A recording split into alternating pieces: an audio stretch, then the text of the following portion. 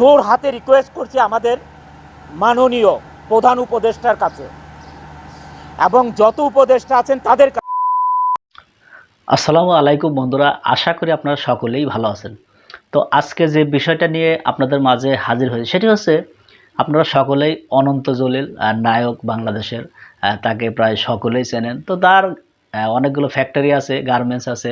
তো তিনি এই গার্মেন্টস ব্যাপারে তিনি সরকার প্রধানের কাছে কিছু কথা বলেছে যে এই ঈদের সময় বেতন দিতে হবে, বোনাস দিতে হবে, এই ধরনের অনেক কিছুই কথা বলেছে যে আসলে এই টাকাগুলো তারা কিভাবে পাবে, বা বিভিন্ন গার্মেন্টস নাকি বন্ধ হয়ে যাচ্ছে, সে ধরনের কিছু কথাও তিনি বলেছে। তো চলুন আমরা তার মুখ থেকে সে কথাগুলো একটু শুনি। জোর হাতে রিকোয়েস্ট করছি আমাদের মাননীয় প্রধান উপদেষ্টার কাছে এবং যত উপদেষ্টা আছেন তাদের কাছে, আপনারা আমাদের জন্য কি করেছেন?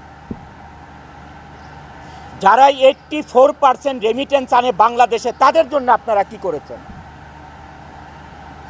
গার্মেন্টস ইন্ডাস্ট্রি সচল রাখার জন্য কি করেছেন?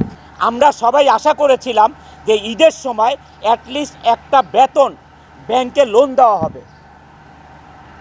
যে শ্রমিক ভাই বোনদেরকে আমরা কি করতে হবে দেখেন, মার্চ মাসে ফেব্রুয়ারির বেতন দিতে হবে, বোনাস দিতে হবে, আবার মার্চ মাসের 50% বেতন দিতে হবে। একটা গার্মেন্টস মালিক কোত্থেকে পাবে এই তিনটা জিনিস এক মাসে? এই তিনটা জিনিস এক মাসে কোথায় পাবে একটা গার্মেন্টস মালিক? যারা 84% রেমিটেন্স এনে বাংলাদেশের অর্থনীতির চাকা সচল রাখে, তাদের জন্য কি করেছে? গার্মেন্টস মালিকেরা মুখ চুপ বোঝে, মুখটা চুপ থেকে কি করতেছে, গার্মেন্টসগুলো আরএমজিগুলো বন্ধ করে চলে যাচ্ছে। আপনারা একবার চিন্তা করেছেন যে আপনারা যে ইন্ডাস্ট্রিগুলো বন্ধ করে চলে যাচ্ছেন, এই দেশের অর্থনীতির অবস্থা কি হবে? এই দেশের কর্মসংস্থানের অবস্থা কি হবে? এই শ্রমিক লিডাররা কয়েকজন মিলে এই দেশে চালাতে পারবে না? তারা একজন একটা ইন্ডাস্ট্রি করতে পারবে?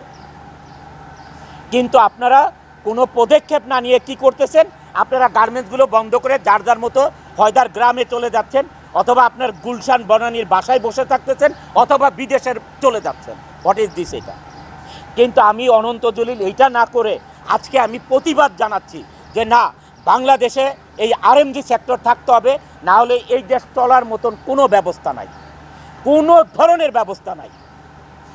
আপনি যে আজকে চাল কিনবেন, আমাদের দেশে যেই চাল উৎপাদন হয়, গম উৎপাদন হয়, ডাল উৎপাদন হয়, সমস্ত কিছুর 50%-এর মতন ইম্পোর্ট করতে হয়। ভাত খাবেন কোত্থেকে? ভাতটা খাবেন কোত্থেকে? গার্মেন্টসের ভাই বোনেরা, আপনারা বাজারে দিয়ে বাজার থেকে চাল কিনবেন, কোত্থেকে পাবেন আপনারা? এই চালটা পাবেন কোথায় আপনারা? এই চালটা ইম্পোর্টের, আর এটা ডলার ছাড়া ইম্পোর্ট করা যাবে না। বাংলাদেশের টাকা আজকে কোনো দেশ আপনার নিবে না এটা রপ্তানি করতে, আমদানি করতে। কাউকে আপনি টাকা দিলে নিবে না, ডলার দিতে হবে। তাহলে এই ডলার কোত্থেকে আসবে? আমাদের কৃষক ভাইরা যে আজকে ফসল ফলাবে, এই সার কোত্থেকে আসবে? এই দেশে সার কোত্থেকে আসবে? এই সার ইম্পোর্ট করে আনতে হবে, আর এই ইম্পোর্ট করতে হলে ডলার লাগবে। এই ডলার কারা এই ডলার কারা বাংলাদেশে আনে?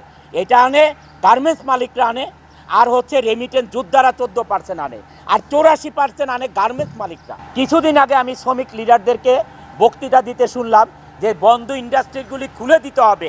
আরে সে মালিক এখন কেন খুলে দিবে? এখন কেন গার্মেন্টস মালিকরা ইন্ডাস্ট্রি খুলে দিবে? তোমরা লিড দিয়ে এই গার্মেন্টস ইন্ডাস্ট্রি বন্ধ করতে পারো, এখন খুলতে পারো না? একটা ইন্ডাস্ট্রি বানাতে পারো না? বানায় তাদেরকে চাকরি দাও। একটা ইন্ডাস্ট্রি এরকম করে বানায় তাদেরকে চাকরি দাও না পারলে। এখন কেন গার্মেন্টস মালিকদেরকে খুলতে হবে এইসব বন্ধ ইন্ডাস্ট্রি? আজকে যদি আমি ইন্ডাস্ট্রি বন্ধ করে দিই, এখানে 12,000 লোক কাজ করে, নট 12,000, 12 লক্ষ লোক জড়িত এটার সাথে। এই গার্মেন্টস ইন্ডাস্ট্রির সাথে কি জড়িত না? ব্যাংক জড়িত, ইন্স্যুরেন্স জড়িত, মোবাইল কোম্পানি জড়িত, হাড়ি পাতিল থেকে কাপড় চোপড় বানানো, বাসা ভাড়া, প্রত্যেকটা জিনিস জড়িত এটার সাথে। কি জড়িত নাই গার্মেন্টস ইন্ডাস্ট্রির সাথে? বাংলাদেশে 84% রেমিটেন্স আসে শুধু আরএমজিতে। 13% 14% আসে হচ্ছে আমাদের রেমিটেন্স যোদ্ধাদের থেকে। সারা বাংলাদেশের এক্সপোর্ট থেকে 2% আসে, 2%। মিডিয়া ভাই ও বোনেরা, আমাদের শ্রমিক ভাই বোনেরা, এই দেশে আপনারা কি করে খাবেন?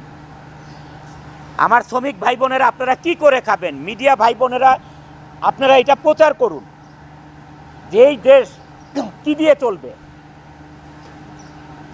আমাদের প্রধান উপদেষ্টা জনাব ডক্টর ইউনূস সাহেব 12%, 13%, 14% রেমিটেন্স আসার কারণে বাংলাদেশে এই রেমিটেন্স যোদ্ধাদেরকে যেই সম্মান দিয়েছে, এয়ারপোর্টে আলাদা তাদের বাসস্থান করেছে যে তারা এসে রেস্ট করতে পারে, হোটেলের মতন করেছে, আত্মীয় স্বজন এসে থাকতে পারে, এয়ারপোর্টে তাদেরকে সার্ভিস দিতে হবে, এত ব্যবস্থা করেছে। যারা 84% বাংলাদেশে রেমিটেন্স আনে তাদের জন্য কি করেছে? আমি এইটা তো বন্ধুরা, আমরা স্ক্রিনে সে কথাগুলো শুনলাম।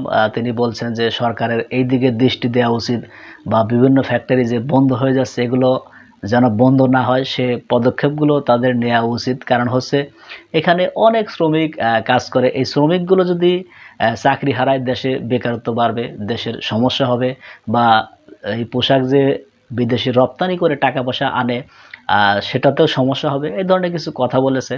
তো এই বিষয়টা নিয়ে আপনাদের যদি কোনো মতামত থাকে অবশ্যই কমেন্ট বক্সে জানিয়ে যাবেন। তো বন্ধুরা, ভালো থাকবেন, সুস্থ থাকবেন, দেখা হবে পরবর্তী কোনো ভিডিও নিয়ে। সে পর্যন্ত ভালো থাকুন। আল্লাহ হাফেজ।